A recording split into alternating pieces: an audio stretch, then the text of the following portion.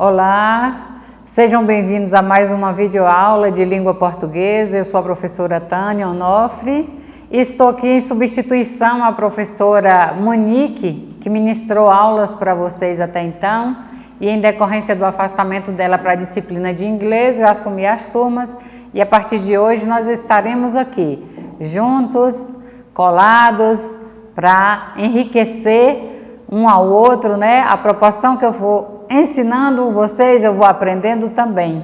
E é assim que a gente constrói o nosso conhecimento. Nós vamos, antes de entrar no tema da aula de hoje, que é um tema que eu creio que vocês vão adorar, nós vamos fazer uma reflexão sobre a importância da linguagem que permeia o nosso dia a dia. Nós vivemos rodeados de textos e utilizamos esse texto para expor as nossas ideias, né, para estabelecer a nossa comunicação. Esse texto, ele pode ser um texto oral, né, através da fala, mas também pode ser escrito, pode ser um texto visual, né, que é o não verbal. E, enfim, nós vivemos em meio a uma gama de textos e todos eles vêm para facilitar a nossa interação, a nossa comunicação em nosso dia a dia. Hoje nós vamos falar especificamente de um texto que vocês já devem ter conhecimento, que é a História em Quadrinhos. Quem de vocês ou quem de nós nunca leu uma história em quadrinhos na vida? Eu me lembro, pode não ser da atualidade, mas eu sempre fui muito fã de Tio Patinhas, do Pateta, do Mickey. Essas eram as historinhas do meu tempo. Eu creio que hoje tem outras mais modernas, né, mais atuais, mas sempre tem aquelas que marcam. Então, o tema da nossa aula de hoje é História em Quadrinhos. Antes de nós nos debruçarmos para falar de uma história em quadrinhos, vamos falar dos elementos que o autor utiliza para montar uma história em quadrinhos. Não é tão simples como a gente imagina, chegar, fazer aquela tirinha e jogar a ideia ali no balãozinho. Não é tão simples. Quem se propõe a fazer, ele tem em mãos alguns recursos, que são os elementos que precisam compor uma história em quadrinhos. O primeiro elemento da história em quadrinhos é a intenção principal, como o próprio nome já diz, né? Qual a intenção do autor ao passar aquela história em quadrinhos, ao jogar aquela ideia nos quadrinhos? O segundo elemento é o público-alvo. A quem se destina, né? A quem se destina essa história em quadrinhos? E esse público-alvo geralmente é todo aquele que gosta da história em quadrinhos, independente da idade, né? Da sua condição física ou como é que se diz, financeira. Todo mundo que tiver gosto por esse tipo de leitura, em algum momento ele vai ler as suas historinhas em quadrinho. Outro elemento que o autor também, ele abre mão dele, né? Abre mão não, ele usa ele na sua composição, que é a organização. Como é que a história em quadrinhos ela é organizada? Nós já sabemos, né, que ela vem organizada numa sequência de quadros e sempre tem uma narrativa, e toda narrativa ela tem um começo, um meio e um fim, né? Ela vem em quadrinhos, organizada em quadrinhos, ela tem um início, meio e fim, a sua narrativa, e o editor dessas historinhas, o autor, ele usa muitos recursos gráficos, visuais, né? Coisas para chamar atenção. Ele usa muitas onomatopeias, que mais adiante nós vamos falar sobre ela. A onomatopeia é uma figura de linguagem, né? Em que o autor, né, os escritores usam uma palavra para tentar imitar sons de objetos, de alguma cena, algum som de choro, alguma coisa assim, como nós vamos ver nas imagens posteriores. Então, além desses recursos que o autor utiliza, ele usa as falas das histórias em quadrinhos, ela vem em balões, né? Todo mundo já teve em mãos, eu creio, uma história em quadrinhos, e vem os balõezinhos indicando a fala das personagens. Outro recurso que o historiador usa nos quadrinhos. Quem já ouviu falar em zoom? O que é o zoom?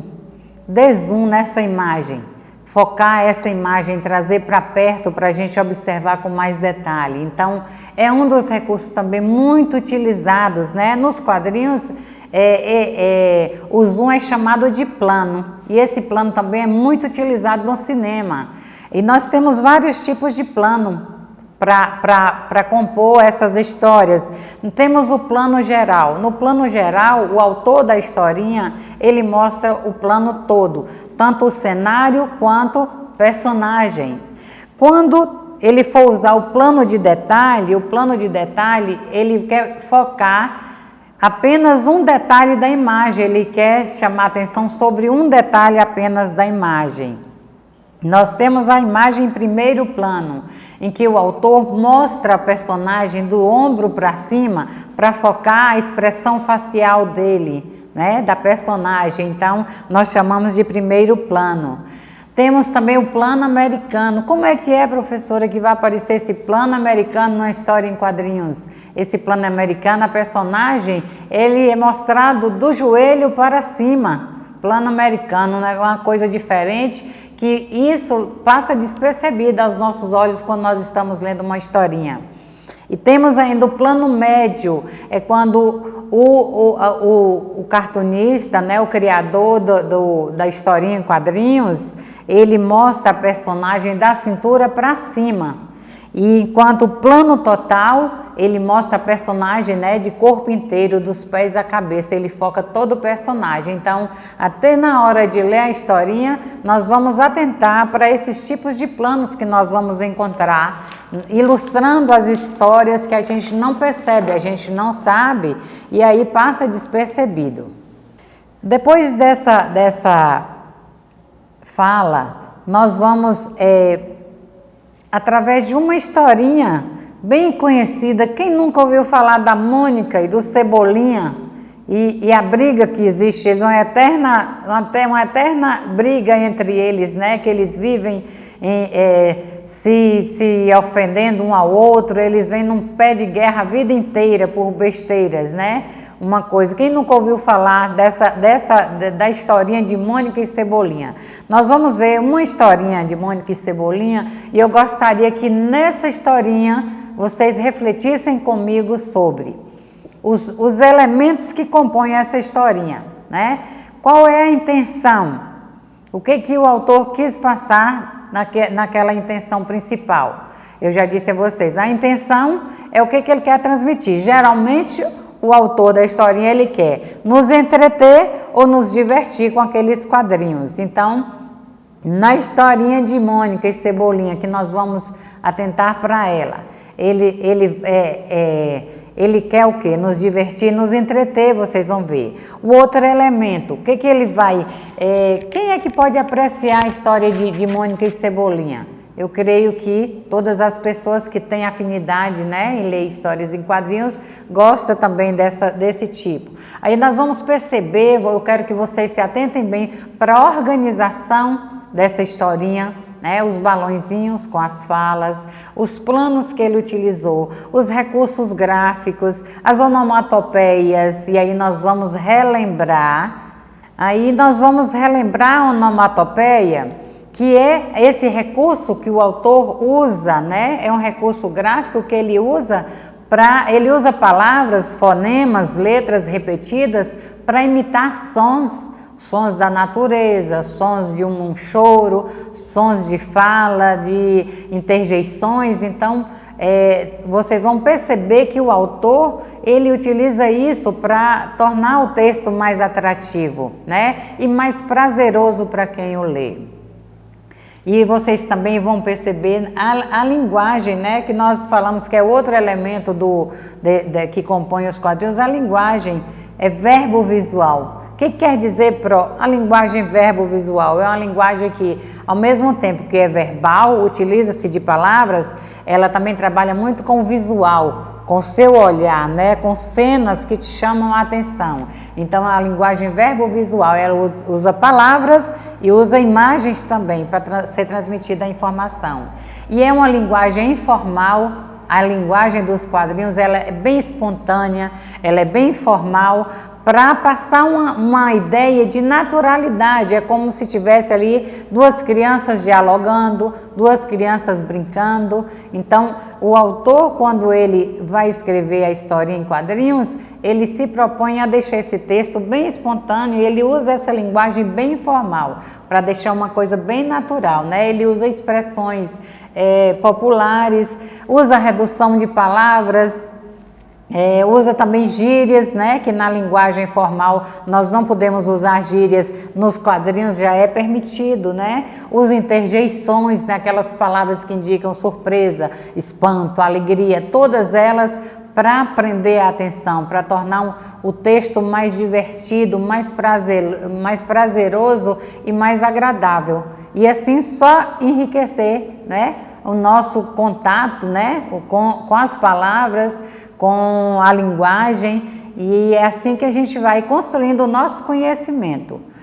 Para fixar bem esse assunto, eu vou trazer para vocês a historinha de dois amigos para a gente fazer análise e depois, posteriormente, vocês trabalharem em sala de aula com atividades sobre essa historinha, que é a historinha de Calvin e Haroldo, né? De Bill Watterson, é o autor dessa historinha, ele é americano e conta a historinha desses dois amigos. Calvin é um menino e Haroldo é um tigre de pelúcia que, quando ele estava sozinho com Calvin, ele ganhava vida, ele se transformava, né? Então ele falava, ele brincava, ele era o amigo invisível, né? O amigo íntimo e invisível de Calvin, e eles faziam muitas peripécias juntos, mas ele só ganhava vida quando eles estavam a sós. Se chegasse uma pessoa, imediatamente Haroldo se transformava num mero tigre de pelúcia. E aí essa historinha, como vocês podem ver, ela vai ter todo aquilo que a gente falou. Olha, atente para os detalhes, né? A intenção do autor, os recursos visuais, né? A linguagem, a presença das onomatopeias, os planos que a gente estudou, tudo isso aqui. Aí nós vamos ver, né? Nós vamos ler essa historinha em que ele vai dizer, né? Acompanhe pelos balões.